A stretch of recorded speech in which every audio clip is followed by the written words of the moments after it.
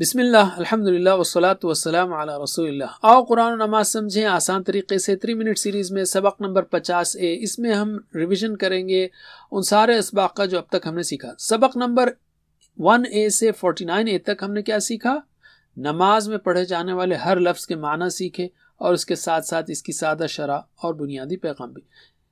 کیا صورتیں اور اذکار پڑھے؟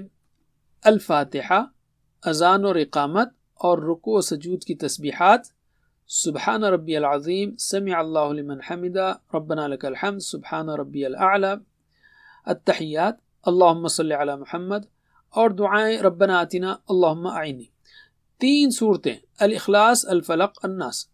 پہلے تو ہم نے شروع کیا آسان صورتوں سے، پھر زیادہ نئے الفاظ والی صورتیں جیسے العصر، النصر اور الکافرون۔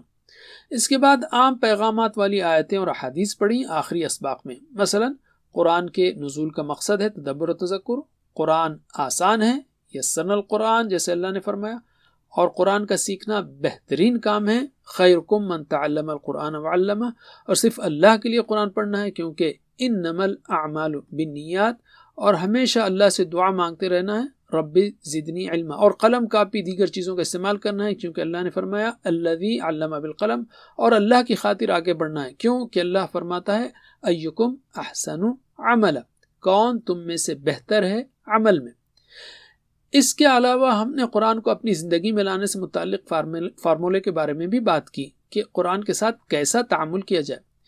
اس لیے ترجمہ و تفسیر کے مطالعے کے بعد تصور اور احساس کیجیے کہ آپ کیا تلاوت کر رہے ہیں، کیا پڑھ رہے ہیں، پھر ان میں سے دعا کو نکالیے اور پھر اللہ سے مانگیے اور اپنا احتساب کیجیے کہ آپ نے کتنی کوشش کی ہے اس دعا کے تعلق سے۔ اب پلان بنائیے آنے والے دنوں کے لیے اور پھیلائیے اس پیغام کو۔